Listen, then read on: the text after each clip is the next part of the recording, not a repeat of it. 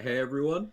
Normally you see Grumpy and Pirek here are hosting, but no, this isn't normal Borderlands server stream hours. This is Meet the Streamer, but with the beautiful streamers. The beautiful streamers are now the hosts. You have myself, TBJ Quag, and your boy Joe Furlong. We are Static. hosting to interview your favorite interviewers, and we are totally adults and didn't spend a bunch of minutes beforehand joking about ridiculous things. I'm not crying. I'm dignified. All right, so to start off this interview, I will ask the both of you, how did you get into modding for the Borderlands Discord, and what's your favorite thing about the Discord? You want to go first, or should I? Because my story is kind of short. Go ahead then. It was luck. like Comprehensive answer. Okay. Long story. I joined the server at around like I think New Year 2016, and back then like this was just like a Borderlands server. It was like a community server for like some subreddit for like Borderlands 2 or 3. Not less. 3 didn't exist. 1, 2, TPS. I don't know. And the owner back then, Orange, great guy, basically was like, hey, we're growing, we're kind of gaining steam, and I kind of need like moderators, and like then he picked like the most active people from back then, and it was like me and 3 other people, and the rest is history. So that's just how I became moderator. So kids, if you want to become a moderator in a very busy server, just be active when it's small. Build a time machine. Do it. Well, for me, it's also like a long story short, spam a lot. And to extend on that, I joined the server during the PAX when the Borderlands 3 was announced. And I was just there in the chat all day, every day, and only every day until I heard that mods are needed because people cannot handle having server that was like 10k users and turned into 90k users overnight. So I was just kind of, hey, I can help. I'm here every day. That's not a problem for me. And I was like, yes, please, we need help. Come in. And that's how I got there. Little correction. Yeah, we started with 3K users. when this 3k, all okay, began. 3k. I was Like, around 10k. like you're making this look so small. Like, oh, just 10K to like 90K. No, it was 3K to 90K. That's a crazy journey going from 3K to well into 6 figures for members of the server now. That's over 100,000 for those of you like me Oh, who okay. can't do numbers after a certain hour. So that's definitely an accomplishment, and it takes a certain kind of person to do what you guys do. We appreciate you, and we're. I mean, you can't be as good at being an interviewer as me and Joe can, because I mean, look how pretty we are. But you do a great job at that too. I'm not pretty. Grumpy, you're adorable. I'm Speaking of not that, Grumpy, Oh. as a fellow like No. Zane player, I get what it means to go fast. But you specifically, why must you go so fast? Oh. You see, Joe, the thing is, when you're fast and light, you always live in darkness. That's the downside. For real though, like I just kind of became infatuated with speedrunning back in like when I randomly caught like a Summer Games Done Quick in 2015 or something, and I've been like a fan of this ever since. I started off with like easy speedruns or like I basically started off with Borderlands 2, where I was just like challenging myself, like learning these speedrun strats, but never like actually timing a run because I had to, because as many of you may or may not know, you have to actually down patch Borderlands 2 to actually run the game. Um, so I never did that because I'm a scared little boy, and You're scared, big beautiful man. Continue. oh yeah. Back then I was a scared little boy. and so I just was like, yeah, okay, so I'm gonna use like the tech that is available that wasn't patched out and just gonna see how fast I can go. And then I kind of transitioned into like Pokemon speedrunning, like first and second gen, because you can actually use this on an emulator. And now with Borderlands 3, I just, looked back at it and thought, hey, you know what? I'd like to run this game. I'd like to torture myself for like 6 hours straight. That sounds like a thing I would do on a Sunday. And yeah, now I'm just kind of going fast the way I am. And weird as well because I actually, even though Zane is like really fast, I actually do not enjoy running Zane. It's like because it's like the main option. I like to take the underdog characters is all.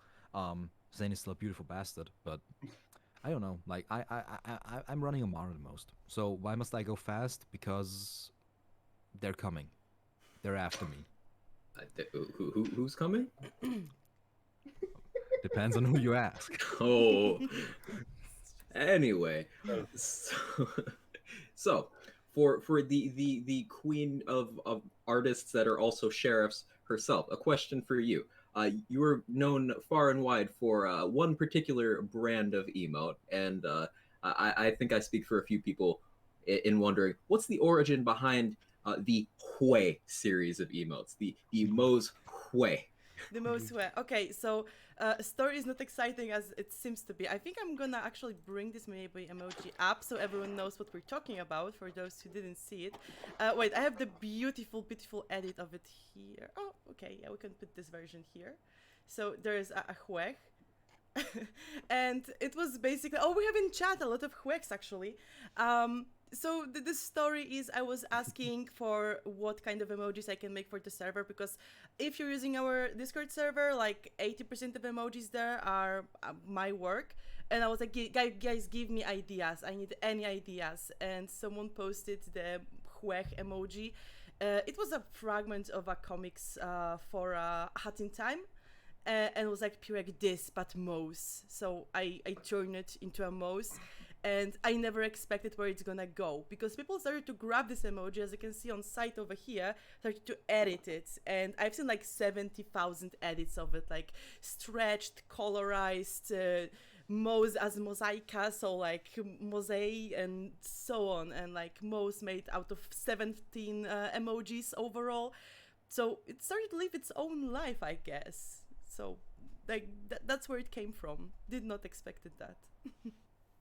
Hey, the most prolific things that really catch on can start in the weirdest of ways, and it's cool that an emote has just such a simple beginning and is part of many posts of true culture around the internet nowadays in the Borderlands community. So here's another question. This one is for both of you. Since we are all streamers here, and a lot of the people in the chat can attest to these things as well, what are some things that you would say surprised you about starting streaming? What are some things you didn't think about before you hit the go live button for the first time? What are some things that caught you off guard? And what's something you like, something you dislike about the whole process of streaming? You wanna go first, or should I? I can, sure. So when I started to stream, I was like, if someone will watch me, they will watch me. If not, not. I usually do things I would do anyways in the time. So I thought, hey, why not stream and like do something that people can spend time with me, chat with me, maybe have some fun. And if I do art, people love to come and ask me for some artworks. And I think the moment that really surprised me and like left me kind of speechless was when I had several situations when someone came to my chat and said, hey, I'm coming here quite often. And the person said that because of lockdown, and we all know how much it hit so many people, when someone told me, like, I'm sitting home alone, I have no one around, I am feeling lonely, and I'm happy to come to your stream, whether you play Borderlands awfully or draw stupid things that people ask you.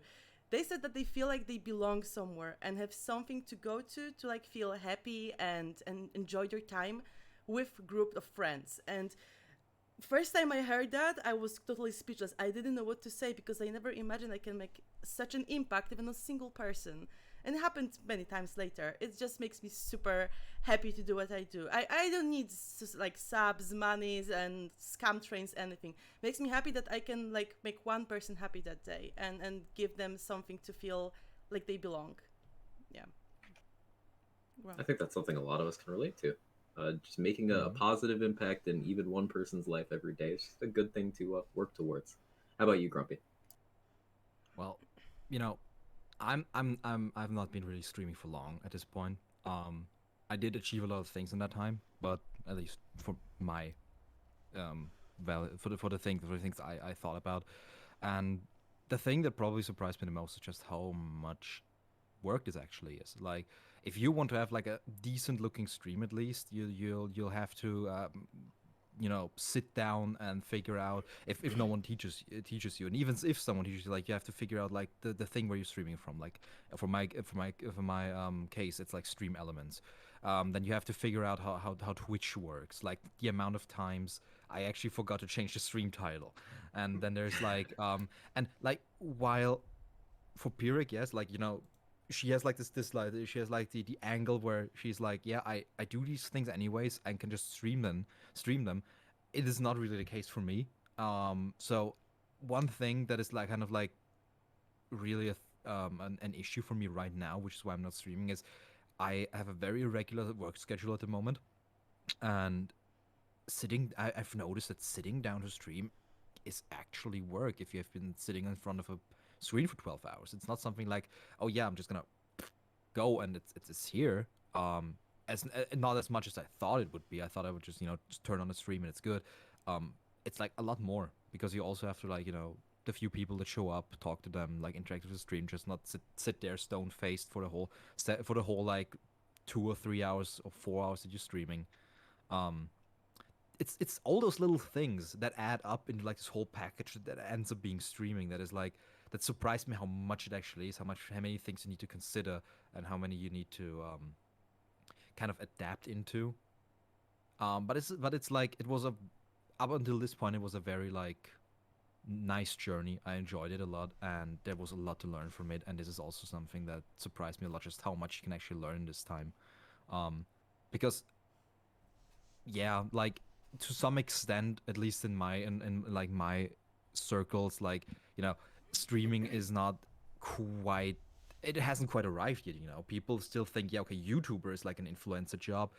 This one is an influencer job, but like streaming is like this kind of like everyone can do it kind of thing. And when you go into it with the expectation that everyone can do it, then you're right, but not everyone can actually like pull all their things together to end up making a great stream. And this is like, yeah, a learning experience. Mm-hmm. It definitely is someone who's myself is like a bit of an up and coming streamer. It's definitely something that I too kind of felt overwhelmed by. But I guess on to the next question. So recently, within the past like 2 months, we had the director's cut DLC from Borderlands 3, which added a bunch of cool behind the scenes content and stuff. Did any of that really surprise you? And if it did, well, what kind of stuff would you love to see, especially like some of the ability concepts that they have for the ball hunters? Well, for me, there are two things that I think that I want to really see in the game. First of all, of course, the Maya's funeral scene. This scene could have changed completely the look on Ava, because this one scene after Maya's death that we have in game, where Ava acts actually like a little insolent child, really can make you turn against her. But this cutted scene not only shows that Lilith is not invincible and she have vulnerabilities too, it also shows that Ava have like she's a kid who lost everyone. She lost one person who's so human in her, not just another rat who like gonna steal your things. And she lost basically one single person in her entire life who cared about her. I don't know about you guys. I wouldn't know how would I act if something like this happened to me. I cannot phantom that. So imagine a teenager meets that's why it was so tough. I want to see that scene in the game. So it would be giving a justice to Ava. And the second thing I want to talk about is there's one manufacturer which is very overlooked over the series, and that's TDR. I see Joe like shaking his head there. But there is a concept for the TDR, and it looks so cool. Like there's walking walls. This is so cool. Imagine having, for example, a new takedown with TDR, and the whole map is moving and shifting because the walls are moving, because they have legs. And it's like a constantly moving maze of sort. I would love to see those concepts for TDR being turned into, for example, either takedown or new arms race, where it's constantly everything is moving, everything is on the move. That would be so cool. I think that's something that I would like to see even like in the future in the game. So That's interesting. yeah. Like there's some games where they'll have set pieces where you're on, say, a moving train or something. What if we were on the back of a moving TDR gun, like the biggest weapon TDR ever made, designed to take out planets, and you're on its back while it's walking around? That'd be something cool. Borderlands nerd lore stuff, TDR Yeah. cool, wacky Yeah. guns. Carl's moving castle, but it's TDO.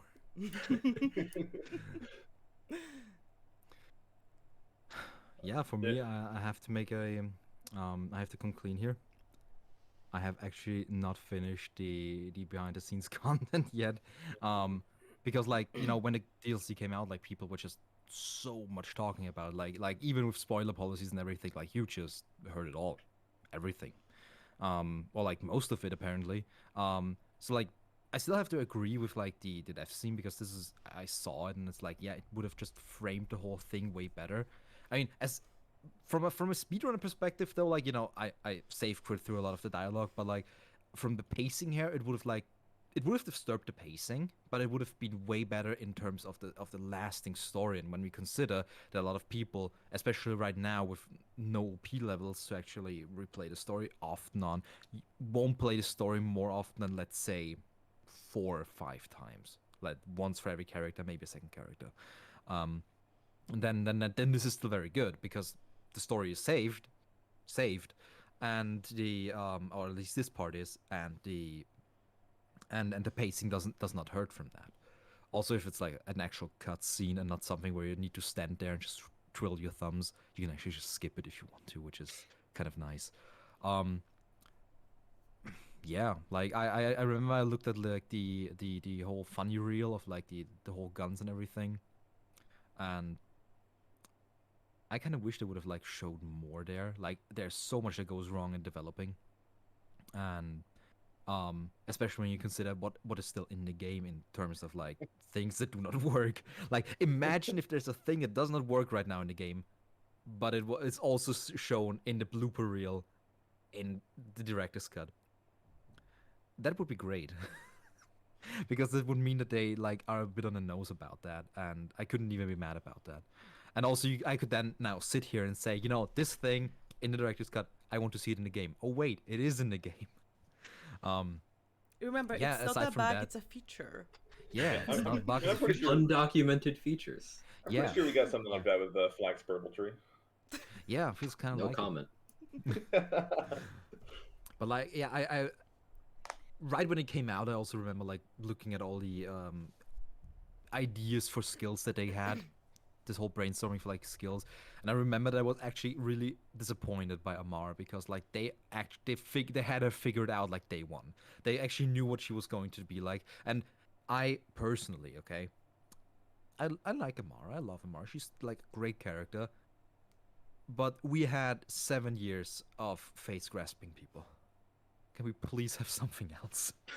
The Phase smash is cast great. is The cast is great. great. Yeah, but like most like so many builds at the end of the day just be like, yeah, you kind of want to proc everything of like Tyset bind, things like that. Like it's like a very strong option. It's not like the weakest of the four. It's like the second best with I'd say with face cast, and this is kind of like, oh come on, like out of 6 build 3 have like face grasp, and it's like. Why did they decide? Why did they decide to just keep it? That's what I don't know. There's something to be said for pleasing the people who would like to see an updated version of something they're familiar with. Sure. But it's definitely a testament to the fact that BO3 does so many things well in terms of giving us choices that sure we have the nostalgia option, but we also have the new flavors. I think that's really cool. Yeah. One little comment to that to end it off is I just think that they could have done well without needing to do like a whole skill tree around the skill. Like figure something else out. Not saying that I have like the best idea in mind right now or any idea at all. But like if like Tyset bind is great and like the thing and like there's like the other one is also great, which name I still can't remember. But like that's 2 skills and you could have put it then on the side and then actually give people the incentive of like go down there, get the cool skill, which is something that's very prevalent in other characters. So like Flag, for example. Yeah, I can't argue with that. I can't argue with that. Before I forget, because as we all know, we're all friends here. I have terrible memory. Something you mentioned earlier about how if the Maya funeral had been in the game it would have been skippable as a cutscene. At the time when the game came out, we did not yet have cutscene skip. So do you think, Really? as a speedrunner, yeah, we did not have cutscene skip when the game first came out. So do you Damn. think that part of the reason why that didn't end up in the final game was at the time cutscene skip wasn't on the horizon, so it would have caused a pacing issue? I actually really agree with like your co-moderator Kevin here when he said those very those very informative points. Nah, just kidding. Like yes, it would have. I think it may have been like a decision that was toppled because of the decision because they actually wanted to keep it very Borderlands 2-esque when they said you can't skip the cutscenes, you just can't, and because then you're like stuck between a rock and a hard place. Either you sit in this cutscene for like 3 minutes and watch them lament about like the death of a character, or you sit in this pseudo cutscene just twirling your thumbs, waiting for the next checkmark to appear, for the next talk to Lilith to appear. And I think like the second one, in case like we didn't get like you wouldn't get like skips, would have been better because most of the time you can then like wait for a checkmark and save quit or some or have some dialogue get priority over it, which is a huge part. But I can really imagine that this is the case, that they actually cut it because they were like either A, it's too cheesy, or it disrupts like the aloof tone of the story way too much, um or it's like an unnecessary like part of the story because they didn't want to like dive into Ava until like a later DLC, like the same with Tiny Teen and BL2. um or that they said, it's just too long to be unskippable, and then way after the fact they said, you know what, it's like 2019, let's make it skippable. Let's be a modern game for once. Yeah, it did take them a bit to get cutscene skip implemented, but I think we can all agree that it's a great feature and that late is better than never. And Borderlands 3, one of the greatest things it did over the last, it's been almost 2 years. We're old. It's been out almost Yeah. 2 years, and there's a common sentiment that the game is past its prime, just because it might be winding down after, might I add, 2 years of full support with more support than any other Borderlands game, quality free and paid content. Nearly every week, some sort of balancing, with exceptions with life events and things like that, etc., etc. But how do you guys feel about this idea that, for the record, this interviewer thinks is totally off base, that Borderlands 3 is dead or dying? How do you guys feel about this? I mean, like moderating the server, we see the flow of the users when the new ones show up, when the people leaving, for example, community to move on to new games.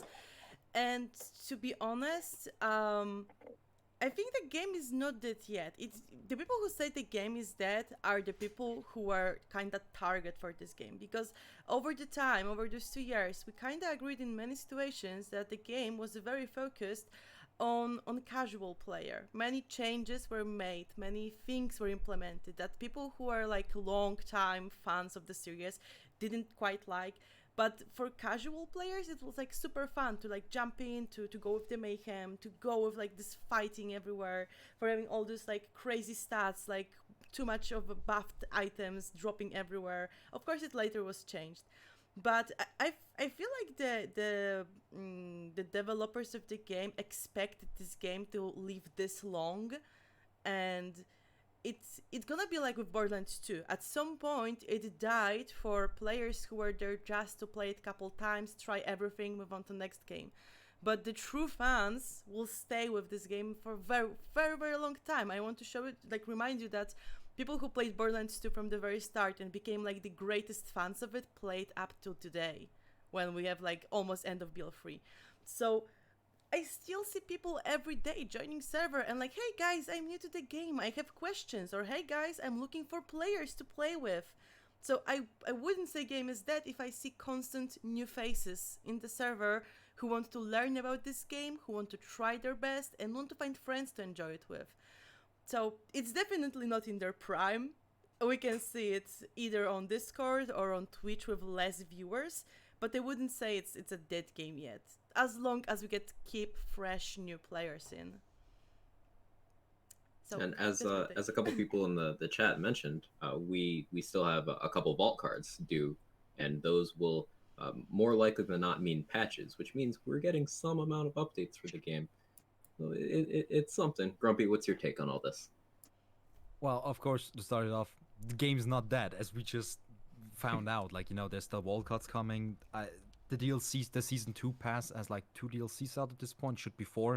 It's like there's still like stuff. Like I'm looking at like BL3 year. Are we currently in year 3 or year 2? Year I'm two. not sure. Year Year two. 2? Too. Yeah. Then Yeah. I'm looking at BL3 year 3 with like plenty of content, and then like it's still not really like set in stone that they just abandon it for Wonderlands, for example. And I just think that they actually learned a valuable lesson from the well, let's just like non-offensively call it the fiasco that was BL TPS and everything around it.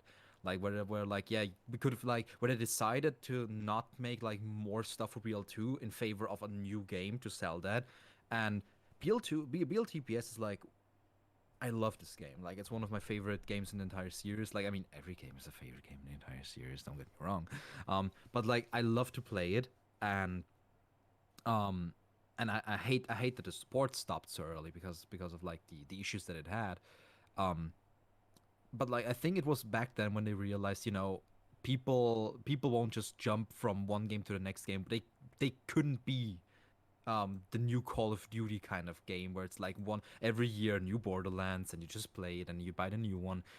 People actually stuck with like the game and now they just expand on that. Yeah, like I think we reached our max level of 72, but maybe they retcon that statement somewhere in the future. They have before, and I I just really like that they made this game so replayable and actually invest in the longevity of this game because it does wonders. Like, as Pirek said, like there's so many people in the server loving this game, being there for the game to play it with people, and it's not like a hassle. It's not like a like oh you kind of want to play this like 7-year-old game now. It's kind of that though. No. It's more than life. It's here, and it's here to stay most of all. And once the support ends, which will happen eventually, we will still have like the diehard fans of the game, which there are plenty of, um, to still carry it forward. Also, I'm not sure if this is actually true, but like I feel like from what I've heard and seen, like modding has become like a bit easier in BL3, so the modding community is just like going ham on everything, and this can keep the game replayable for ever, really. So no, in my opinion, the game is in no way, shape, or form dead, and whoever says it's dead is a dingus. Mm. So yeah, we definitely heard that with the vault cards. We definitely are getting more content. Another thing that I guess we've heard already is they aren't. I think either Randy or Graham said that they aren't going to be dropping Borderlands 3 entirely when Wonderlands came out or when Wonderlands comes out. So that's something to look forward to. Speaking of Wonderlands, what are you guys' general thoughts on it? From the little we've seen, what we heard, do you have any like particular expectations that you want from it? Well, so for me, actually, Borderlands was the first game that was RPG, apart from Fallout, because Fallout 2 is totally different game.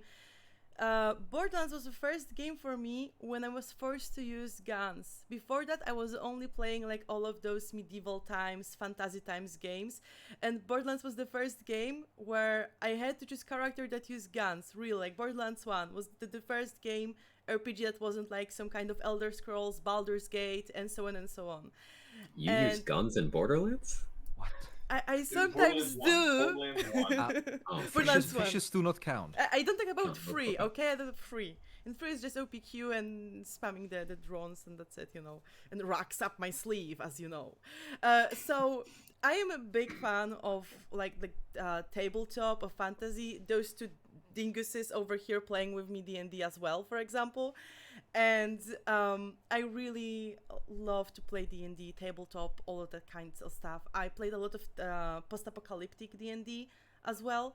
So for me, Wonderlands is exactly that. It's exactly that, and I'm super excited about it. I want to see how the world looks. I want to be able to, like, I don't know, run with a sword and a rocket launcher in other hand. That like sounds so cool. This clash of fantasy and this like modern world looks so great. And I like that you can customize your character completely. You're not dependent anymore on like having some backstory that the game forced on you, like in the previous Borderlands games.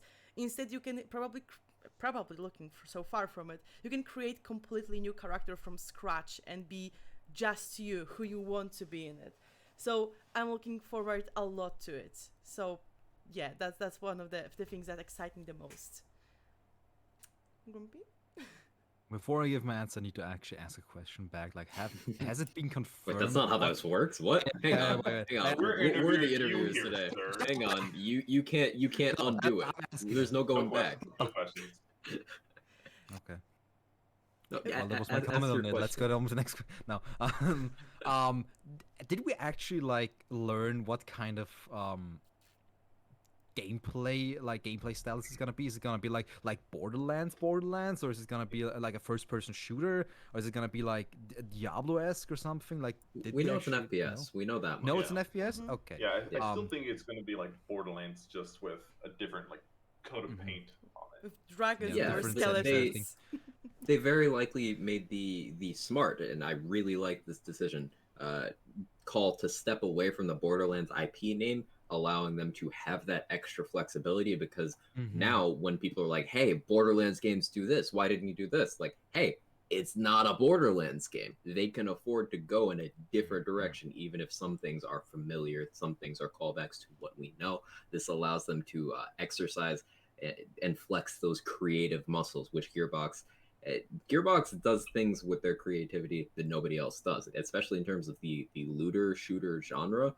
Borderlands has this special kind of staying power that nobody else does in the looter genre. So I feel like they can continue to tap into that with the new IP. So Wonderlands being a Borderlands cousin is a good move, I think. Yeah, definitely. Thanks for answering the question for me. Not just Not being kidding. interviewed, You're wait. fine. You're fine. You're fine. We actually did the whole switcheroo. The tables Now, have turned. you mentioned creative muscle, and this is actually one of the things I'm looking forward to the most. Back in the in the DLC 4 for Borderlands 2, like the Tiny Tina DLC, we saw a lot of creative guns. Like, I think it was the first time we saw the crit, we saw the sword explosion, we saw like yeah, that's the two weapons I know, lol. Like there were like a lot of like creative things at hand with like drawbacks and side effects and everything and they could actually be used, like an Axton with a good sword explosion. Rex, yeah.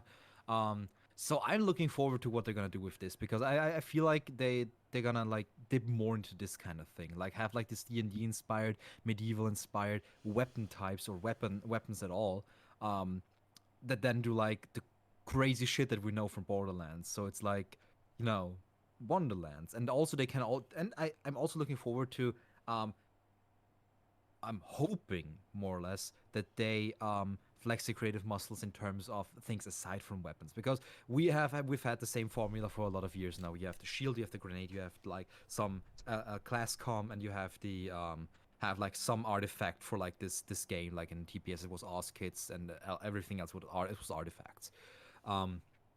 So like people have mentioned this before, but like some people would like to see, I don't know, like armor, like like Outrider style, like Yeah. have like some armor slots, and like I'm not holding any particular opinion about like this being there or not, but like I would like to see it. I would like to see what they do with it. Like what would the Gearbox spin be on armor? Like what crazy stuff could we do? Like we had kind of like testing the waters with the Oz kits with that, where you dropped this one basket from poop deck and you just slammed on the ground and it made a fart noise. Like this is kind of like the peak kind of thing. You find Greaves in like some abandoned toilet and it just makes poop noises when you walk or something. This is the kind of thing that we know and love Borderlands for, the franchise as a whole.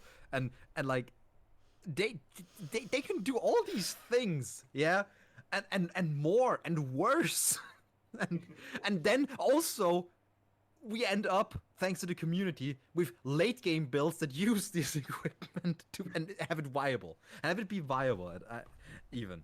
And then they come up with like some stupid names like I don't know, like Flatulence Flag or something. And- Hey, don't you call me out like that. I'm Hey. not over here with tears behind my lenses from you saying the word poop one time. it's- No. it's not a bad thing. This is just what I love, and I hope that we see so much more from that. And you know, like this is why I asked about like the direction this game was going to be, because if it would have been like a Diablo clone, like we could have like had other expectations. And but what I'm also really looking forward to is actually as a nerd and fellow tabletop gamer, more tabletop references. Like not like on the nose, but like things that you know, just red text, for example. You can have so many stupid red text about like D&D, like popular copy pastas, popular stereotypes or something. Like imagine just you have like a shotgun called the Horny Bard. And it's like, and like the red text says roll for persuasion, or like I roll to seduce the dragon or something, and it can charm people. Like, Hey, so bards there's are not that promiscuous. That's a stereotype. Now, if I Yeah. played a bard, Yeah. I'd be the like, town bicycle, but that's yeah. different. Big Daddy, Big Daddy energy. But like, you know what I mean? Like, this is the kind of things like where they can tap into so much resources, and like especially like tabletop games from like through Corona and through the internet, gaining popularity, and Critical Role, gaining popularity in Steam so hard. Like, these are references that people just understand now. And I'm sure that there are people who would spend like tons of money to have like a shooter that is also this. And I hope they do this. I would love to see this. Yeah, my personal wish is actually we get like equipable melee overrides. Oh yeah, That you put, melee like, a weapons. Joe, you need to Hell yeah. stop saying these dirty things that make me feel some type of way. We agreed right before we started that you wouldn't make me act up this much, but like Hey, you need to stop saying the things that hit my buttons. Quack. Infinite Z-axis melee. Okay, I'm grossed out. We're good. Good. But I guess going to the next question. What's the story behind both y'all's usernames and your profile pictures? You wanna start? I can go first. Like, Why are you so grumpy? kids, I was 15. I was looking for a new name. I was edgy. No, in all seriousness, the name I had before this name, like I had like a lot of names. I like even farther back. I started playing games, online games, through Team Fortress 2. I'm an old school Team Fortress 2 gamer, like the Oh, yeah? original kind. And those were the glory days, man. And I just had like these names that were related to game, you know, just things like that. Or my Steam name, and my Steam name was the one I picked when I was 11, which was Shining Dark 8098. Yeah, this you can Grumpy, imagine. I feel like what you kind need of to hit kid- a dab after that one. Like you just. Oh, Yeah. Oh, yeah. Okay. There we go. We've peaked. Maximum Jumped cringe there. achieved. Anyways, like the years passed and I grew older, and I was like, yeah, let's make like, oh yeah, Shining Dark 98 sounds stupid as fuck. Let's do something new, even gorier. And as it happened, I then had like learned Latin at school, and I made like and I called myself what was it, Vox Carnifex, which is, by the way, the wrong tense for it. It's the wrong pronunciation. It was like the call of the butcher or something. You know, Carnifex is tried. not You- only a you unit in tried. like Warhammer. It's also like an actual word in the Latin language, and I was like, yeah. So I didn't have enough money for Warhammer anymore, and I was getting sick of the name because people kept associating it with Warhammer. Also, I was getting tired of the name, and I was like, yeah, noun adjective. Pull the lever, see what comes out. And I just ended with like Grumpy Reaper, and like it was supposed to be like a like temporal name until I find a better one, but it kind of stuck. Like, people just, you know, it's easy for people to memorize, it's easy for people to pronounce. Just like, hey, it's Grumpy, and that's why I kind of kept it. And at this point, like, I'm too afraid to change it, because Was it everyone like knows neck and me for neck Grumpy. between? was it like neck and neck between that and mildly annoyed Shinigami? Just like, Yeah. just like Yeah. this There's close. like a few steps between that. Honestly, I'm actually kind of pissed now that it didn't went with mildly annoyed Shinigami. Even though it There's a would have lot to made me a say. total weeb. Even though. I mean, you So yeah. dabbed. It's all downhill from there. It's You it's Yeah. can't only make going any wrong downhill from there. decisions. Yeah, I was prompted. I'm gonna do it. Um, don't fucking Johnny test me. The thing is also that I had like this one this one name between like these two names, but I didn't want to keep it because I was playing a lot of Heroes of the Storm back then, and I played a lot of Uther. And for the people who know Warcraft, who know Uther, you know who he is. And I had the genius idea because I saw it in a build. I didn't come up with that name. It was a guide, and it was called Battle Medic Jesus. But I didn't keep that name at the end of the day, even though it's a glorious name, because I was like kind of distancing myself from religion at this time. I was like a gentleman atheist gamer, and like so I was like, okay, let's not do anything with Jesus in the name. And Battle Medic just sounds like I'm like stupid. So I went with the other stupid option. Now I'm Grumpy Reapers. Like a lot of convoluted timelines converging into this one, and I was never good with names, as it turns out.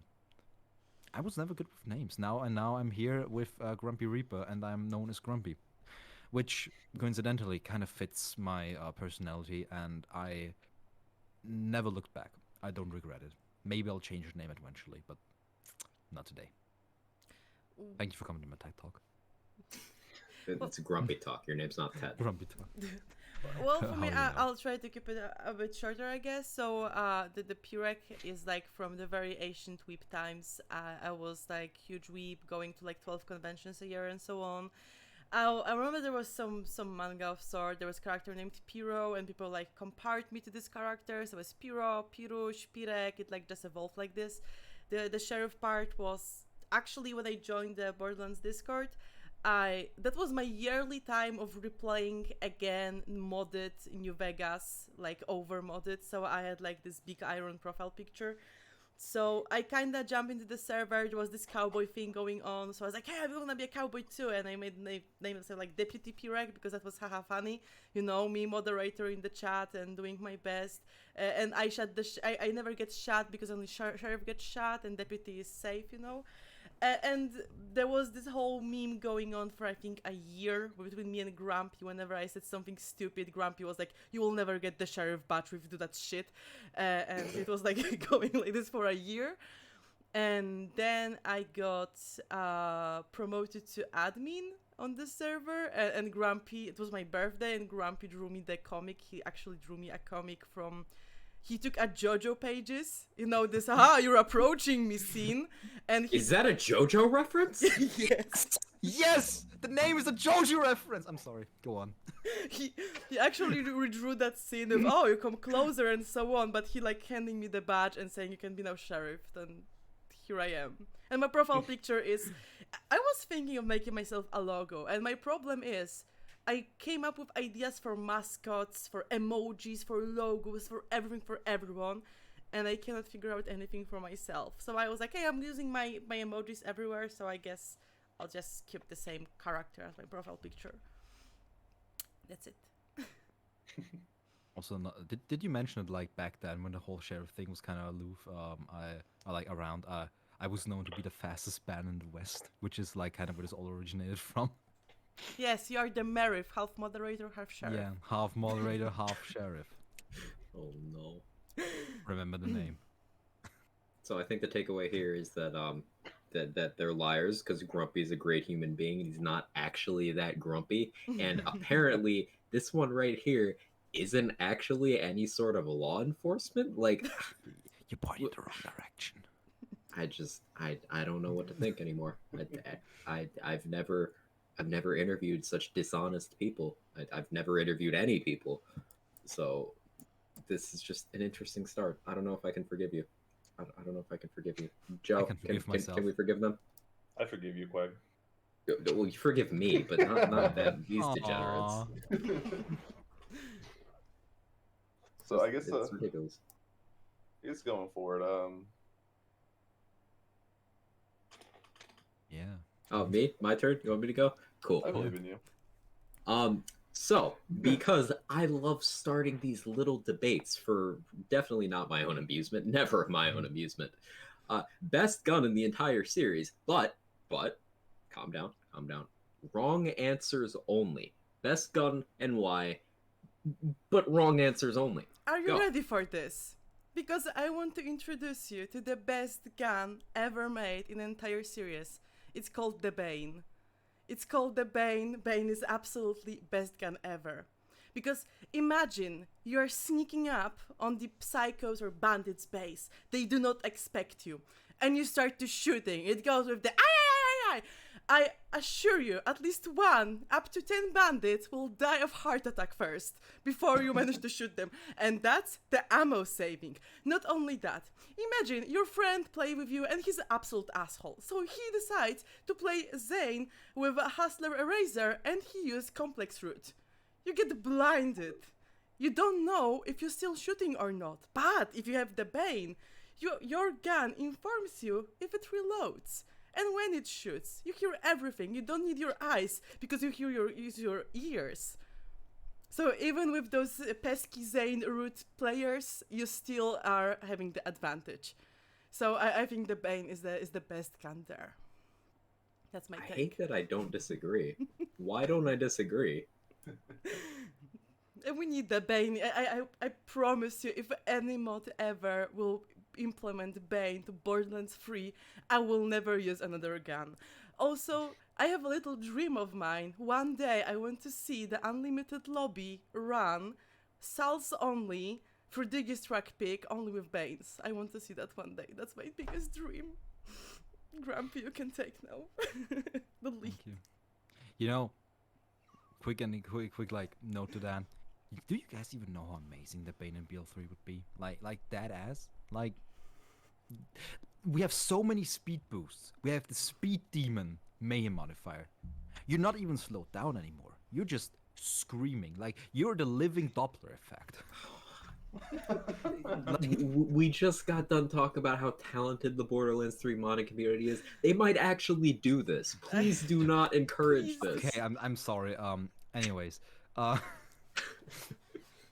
so I actually have 2 answers. One is short, one is long. Which one do you guys want to hear first?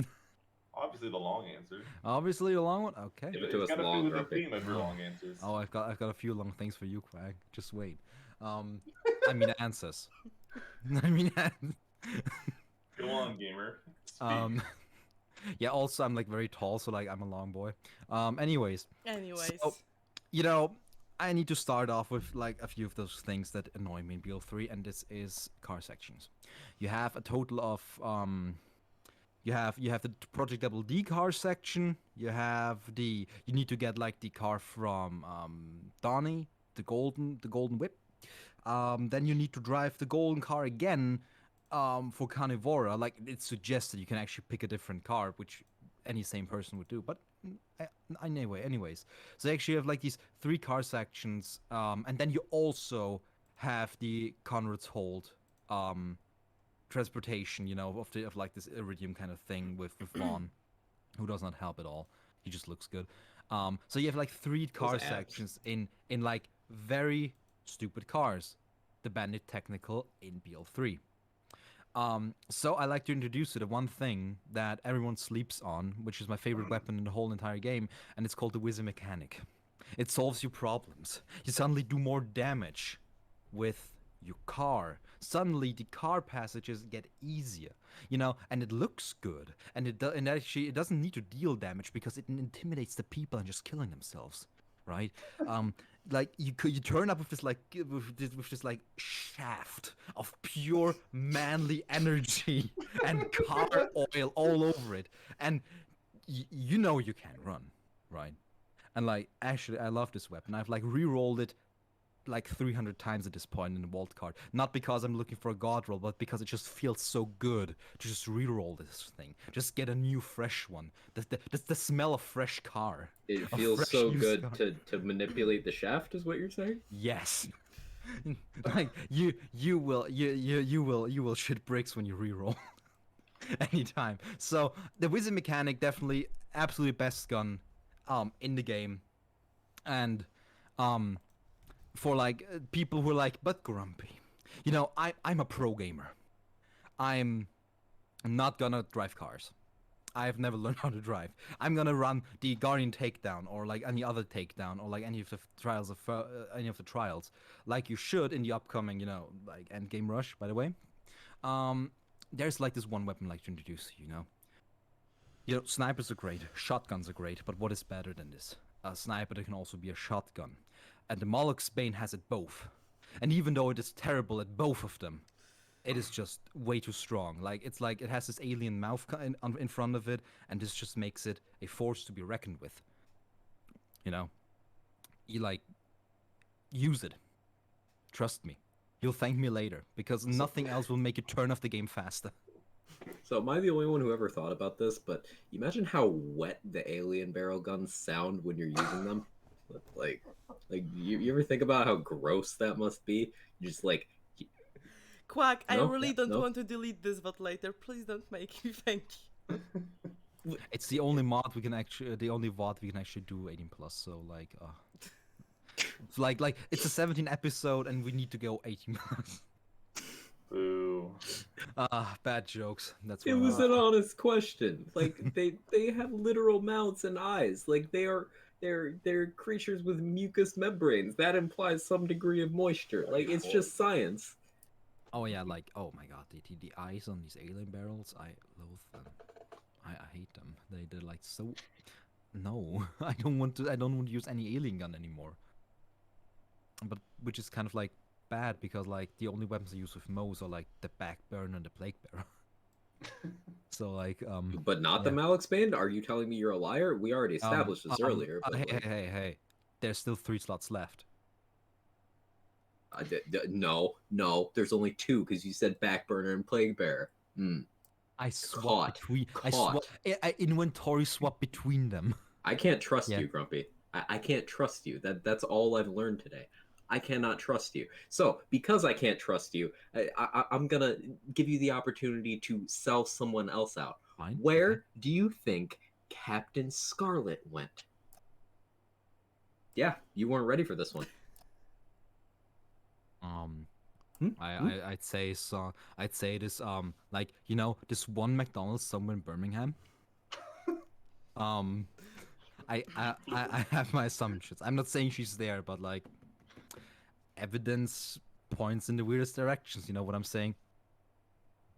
No, but like in all seriousness, like we killed Roscoe, and she was like, "Oh no, you killed my pet. That's bad," and then she just went away. Since we do not know where she actually went, like we were in like the Leviathan, and then she just went out, and she just went away her way. Like maybe she was like, okay, yeah, so this is the Leviathan. Maybe like I just become a farmer somewhere. I think she either works somewhere at a Burger King, or she became a farmer. Yeah, these are my 2 guesses, and it's basically as close as you can get. Why is she flipping burgers at a fast food restaurant? You know, It's not even the most Drive-thru, obscure like- one. Like if she's trying to hide, wouldn't she be She's- like she's- Jack in the Box? Like she's chain manager. I don't know she's a about that. manager. She's Yeah. doing well. Good for her. Yeah, she's doing well. She's actually like she has like a 50 square meter apartment. She can afford that and healthcare. So what you're saying is because Captain Scarlet, according to many Borderlands fans, yes, I will speak for your fans, it is in fact best girl. She in a managerial position could provide for the family, so she would be willing to settle down with one of you lucky fans. Yeah. Also, I'd like to note something to that. Like, she came out in BL2. She was like the second DLC, the first DLC. First one. Like, people say she looks good, but she has literally like 50 polygons. And all of them are good. Exactly. That's I mean, okay, I concede that's like 49 more good polygons than I have. So, I concede to that. Do So, Pirek. you have an idea where Captain Scarlet went? I mean, to be honest, we got the meme answer, but I can imagine that You're welcome. Captain Scarlet wouldn't stop at searching for the treasures all over the place. But I think Pandora is kind of not that interesting for her anymore if she tried to find the one last treasure there. So I can imagine if between Borderlands 2 and 3, some characters left Pandora and traveled through the space, like Maya went back to her planet, right? Maybe Captain Scarlet also managed to escape Pandora and try to look for the treasures somewhere else. Like Eden is pretty massive planet, and I'm sure there's still some treasures to find. I can imagine she could be somewhere there, like looking for more treasures and kind of avoiding Vault Hunters and not really trusting them anymore. Seems like a good idea. Yeah, yeah. You know, Good, space good pirate. The planning. correct answer to space pirate. After rambling for like 5 minutes. Compared to being a land pirate. Hmm. Land pirate in space, though. So isn't that technically also a space pirate? Kinda, yeah. Wouldn't that make us all space pirates? Yes. Yes. Okay. Good. Congratulations, you got a promotion. Oh, great. I'm like, Joe, So, do the thing. I'll do the thing. So, congratulations, Pirek and also Grumpy in Alternate Universes. Both of you have been made head of the development team of Borderlands 3, but only for one day. What would be the first change you would make to Borderlands 3, the video game? Delete Lilith at the very start. Pardon? Delete Lilith Wow. at the very start. Wow. Yeah. Hey, all 3 of Lilith's fans worldwide took that personally. Look how much I care. Sorry, lazy. But okay, for lazy. Okay, sorry, yeah, lazy. I'm really sorry, but yeah, I'll have to go. But to be honest, because as you guys know, I'm the person who plays this game mostly for the story and from the lore. I would love to see one change in the story. It would be a big change, but this is something I discussed countless times with people on my streams, because Troy is way more interesting character than Tyrene. I'm sorry, who? Sorry, Tyrone, or was Yes. it Tyrone Tyrone? Calypso. Sorry, Tyrone Calypso is way interesting than Tyrene. And I would like, once he got started to be interesting, he started to fight her, you know, on Eden. They had like this side quest where they tried to mix each other's plans. He started to be interesting, and then you kill him, and that's kind of sucks. I would love to see, for example, how during this fight on Eden, Tyrene accidentally dies due to that action, and Tyrone have to hold the responsibility of his sister dead. Or, for example, during the fight with Troy, Tyrone, he sucks up all of the Tyrene's energy, and she dies there.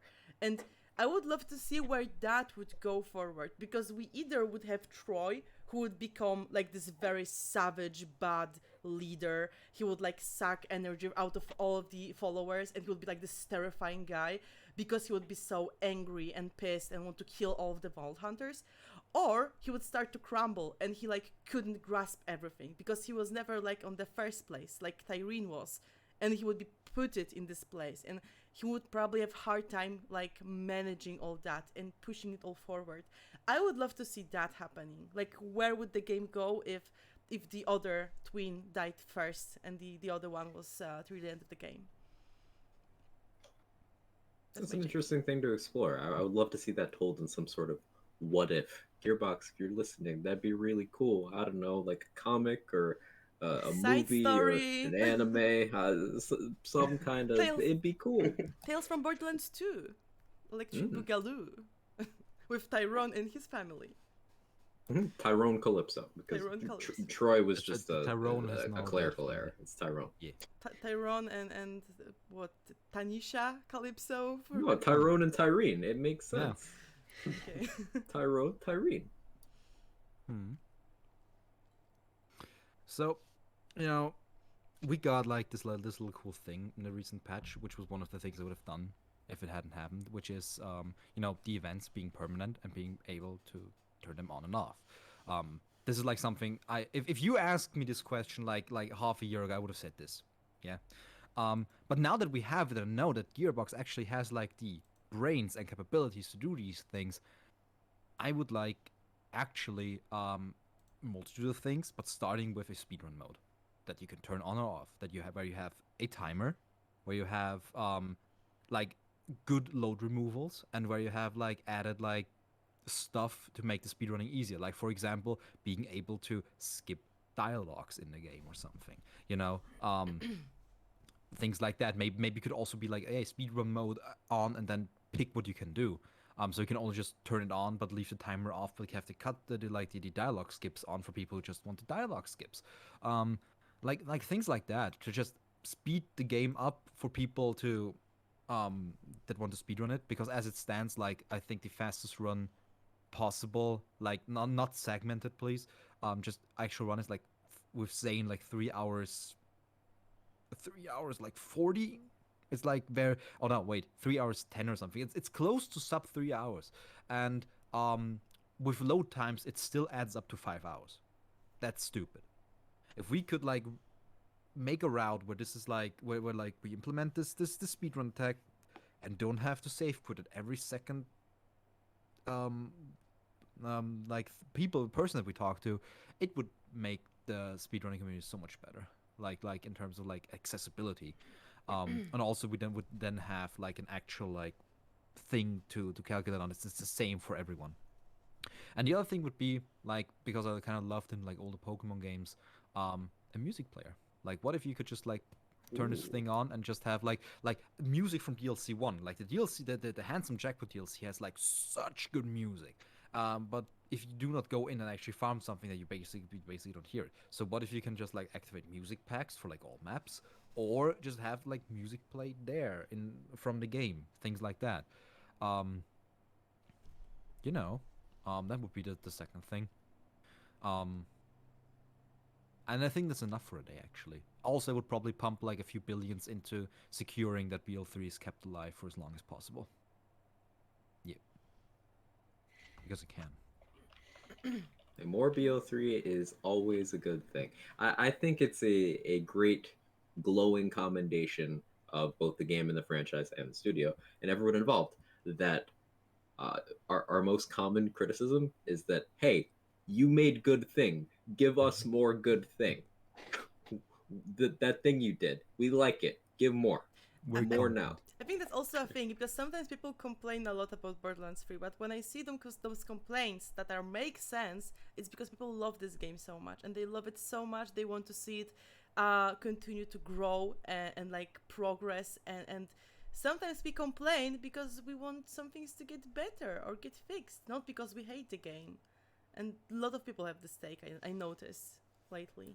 I think it's difficult terrain to navigate, because when you have a franchise that's as long running as Borderlands, the first Borderlands game came out 12 years ago, right? I think Sure. so. Yeah, 2009, 12 years ago. That's a long time ago. 12 years ago.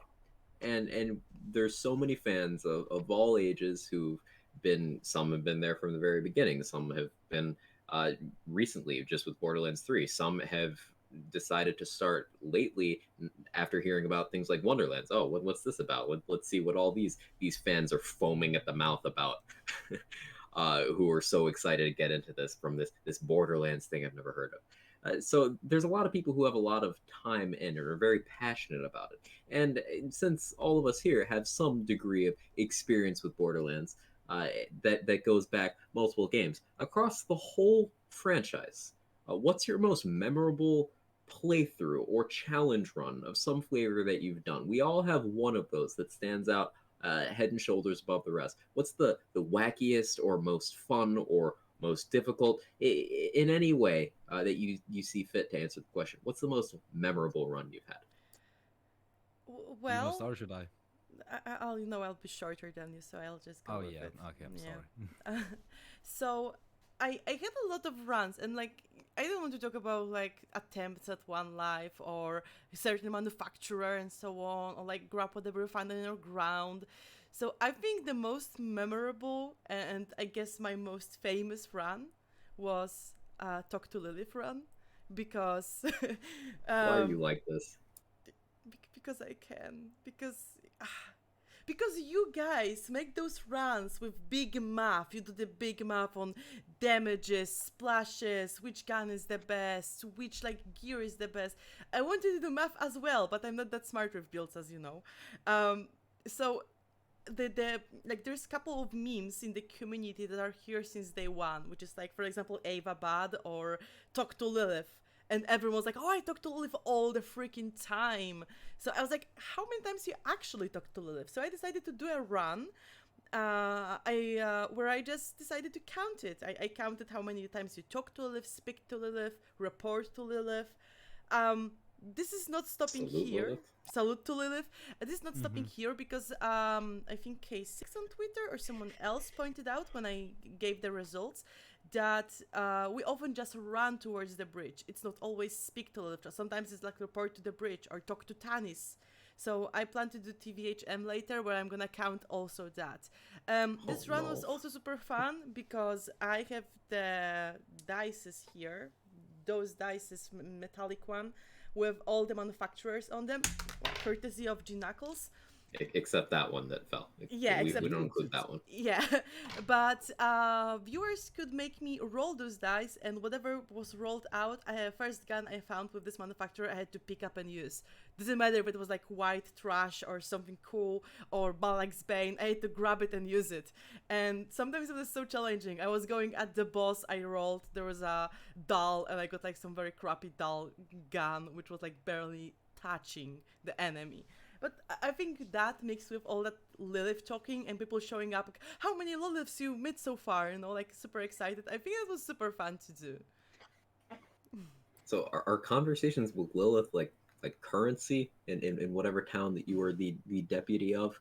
Like every time you have a conversation with Lilith, you are directly and demonstrably just more wealthy for it.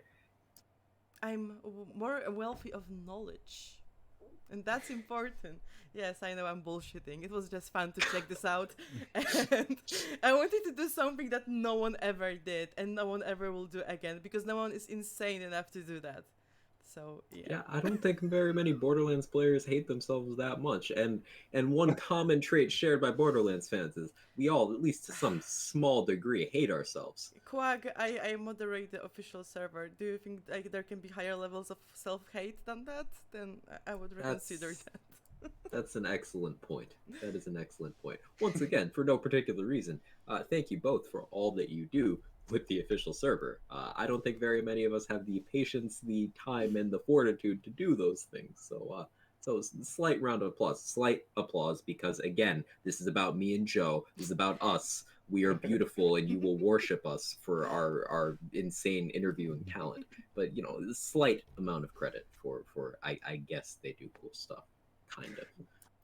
Thank you. Won't be permission to speak now.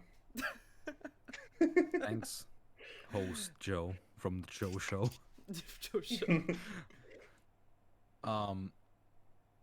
So, yeah. I think one of you guys is gonna like this story.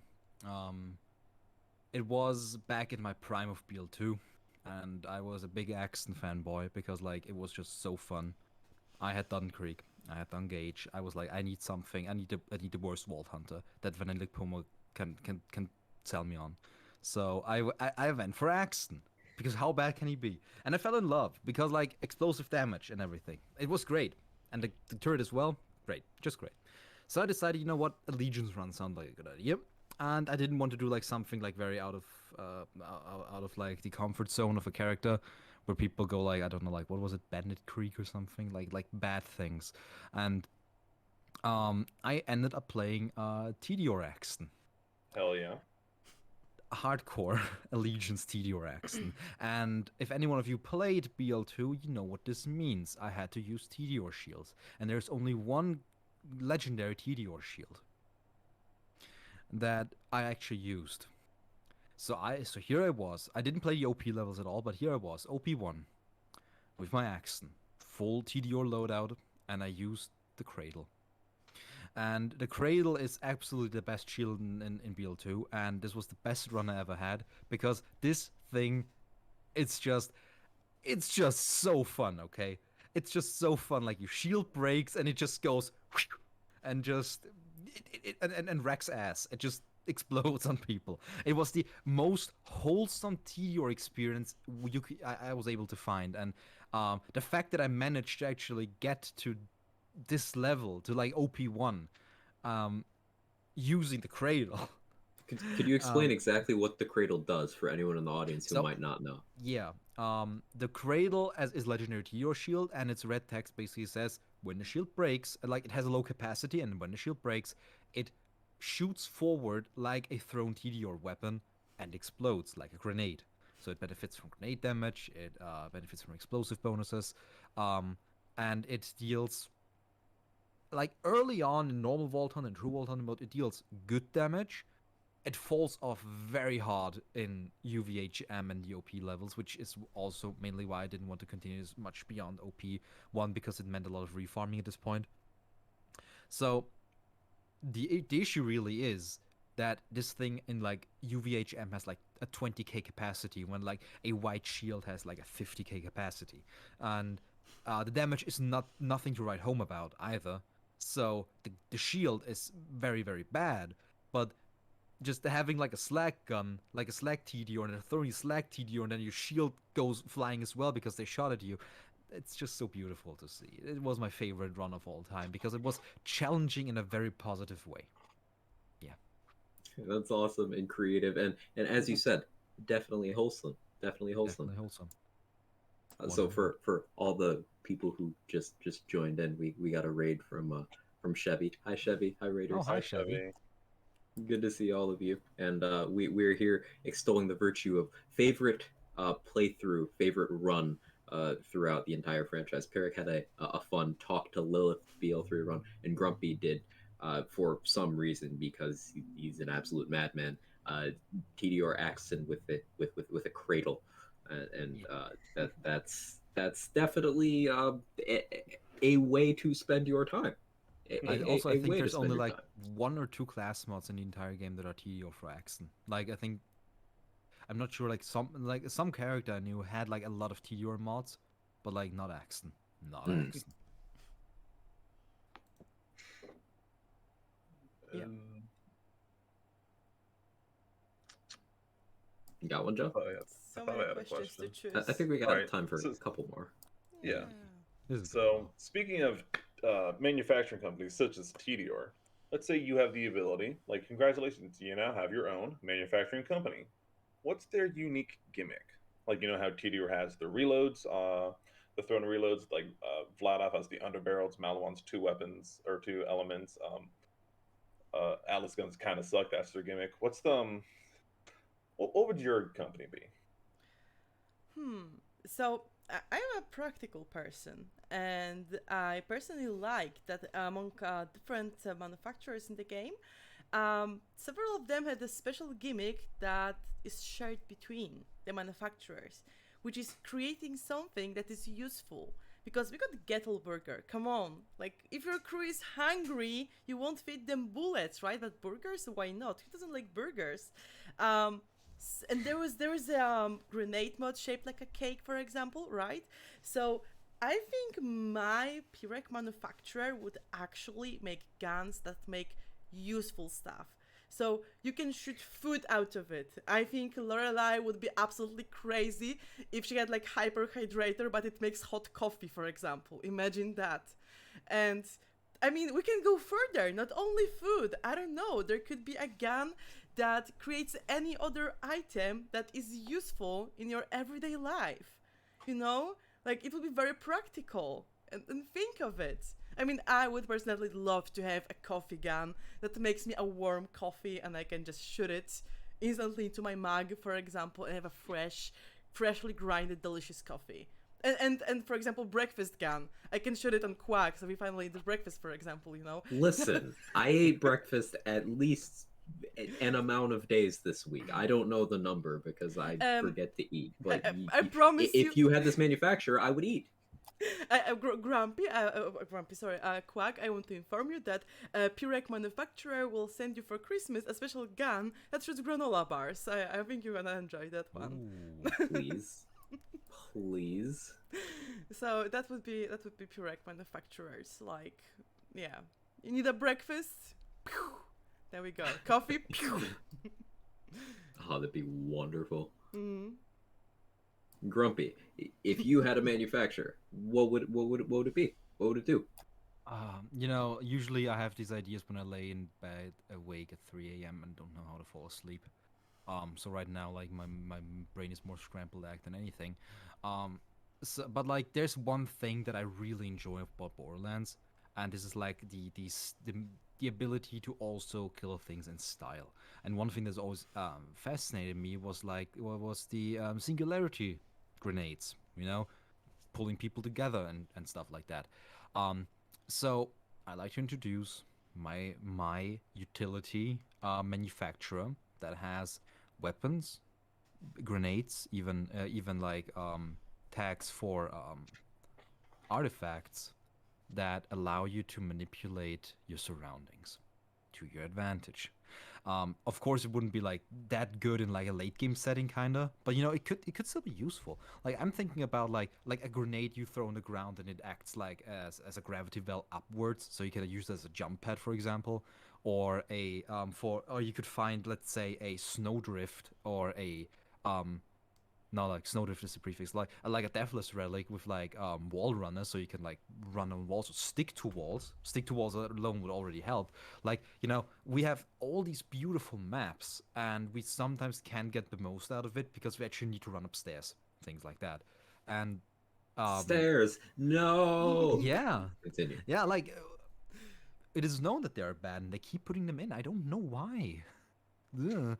And um fact is that I think if we employ the like the verticality more in the game, it would be like very fun, in a very fun way. And like it doesn't need to end like there. Like what if we had, like, let's say, a rocket launcher, and like the rocket just like where it lands, it creates like a little black hole, pulls people in, or the bullets of the gun create like a super gravity, and like people, like the enemies just can't move, or they're dragged to the ground and stuff like that, or flung up in the air. And things like that is what I like to see in the games, because there's so many crazy ways to kill someone, and I think it can go beyond the fact that I just switch from fire to corrosive. um, and I'd like to employ that more, and also synergies with other weapons, of course.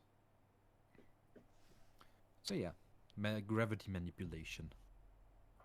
Interesting. That could add a real layer with things like movement. Like some Yeah. weapons in Borderlands you use for rocket jumping is a fan favorite, Mhm. and that kind of thing is always interesting. You have weapons in Borderlands 3 that simply holding them makes you move faster, which in I suppose a grumpy manufacturer would be, oh, you're manipulating the flow of time around yourself to propel yourself forward. That could be a really cool sci-fi aspect Yeah, of Borderlands.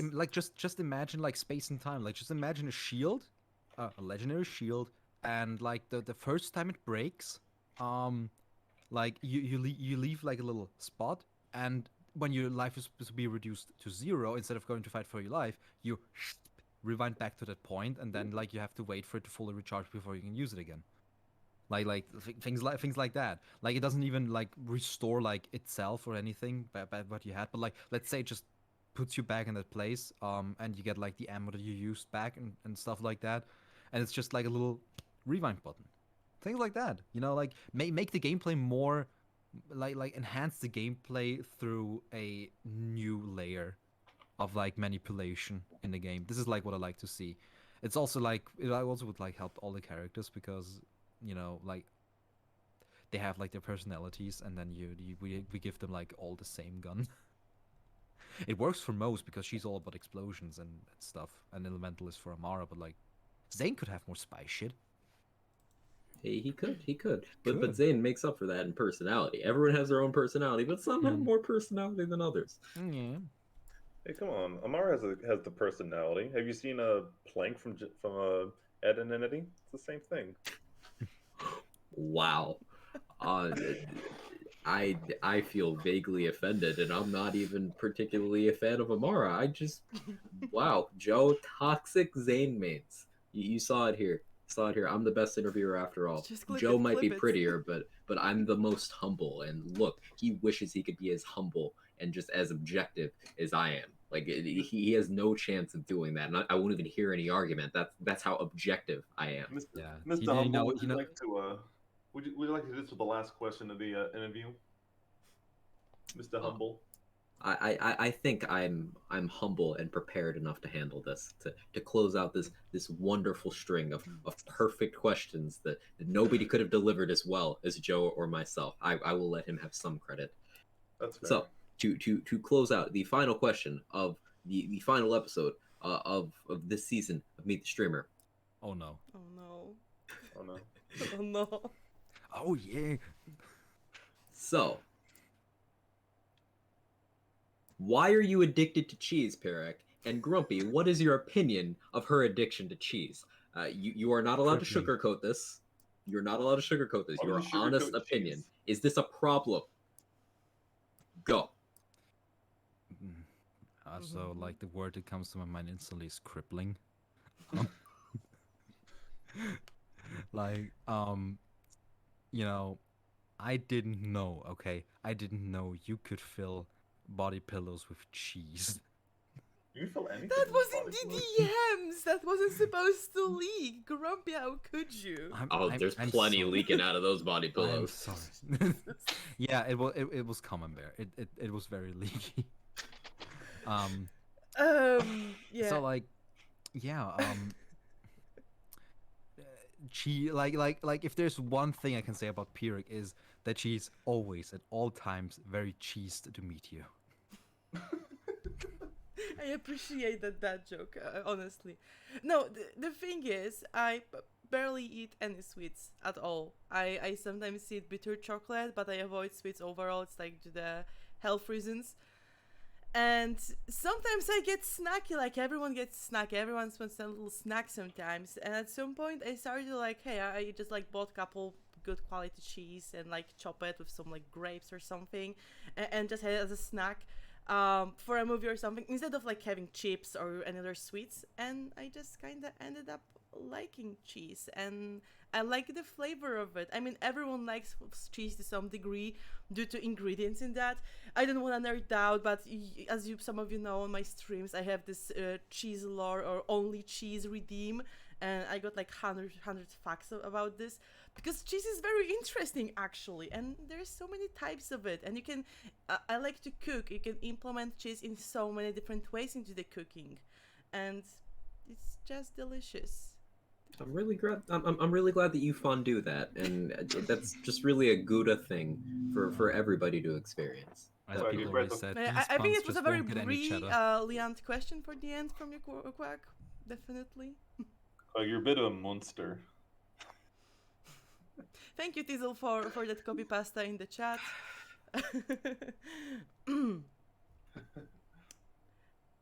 So, is there anything else y'all would like to add? Just about yourselves, where they could find you, anything. How do we end this? You wanna go first? Sure. So you can always find me at home, or at work when I'm at work.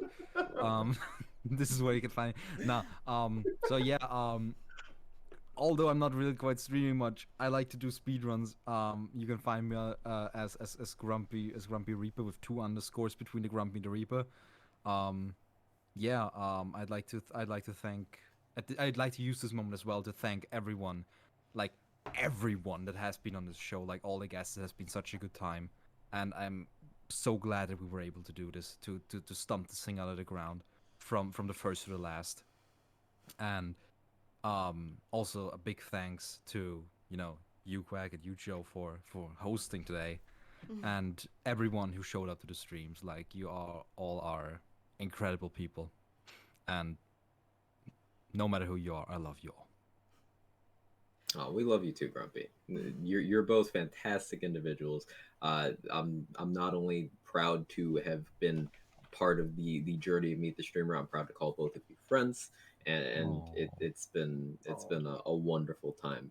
And I hope you aren't weirded out by the idea of inviting myself and Joe on, and me just staring at Joe right in his beautiful mouth the entire Honestly, time. I've been staring at myself the entire time as well.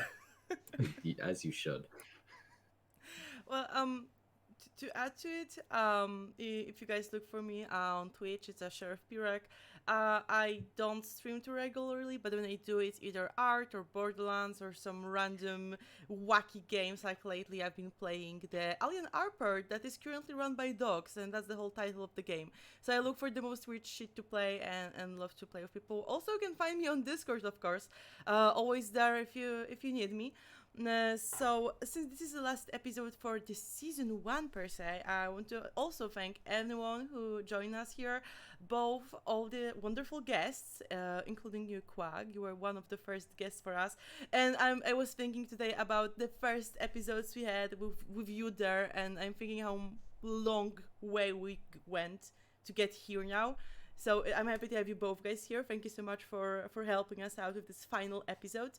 I want to thank everyone who joined us as a guest. I want to thank everyone who was here in chat with us, having fun, and encouraging our wonderful streamers to do their job. And I want to thank everyone who helped, even with a kind word, to make this happen.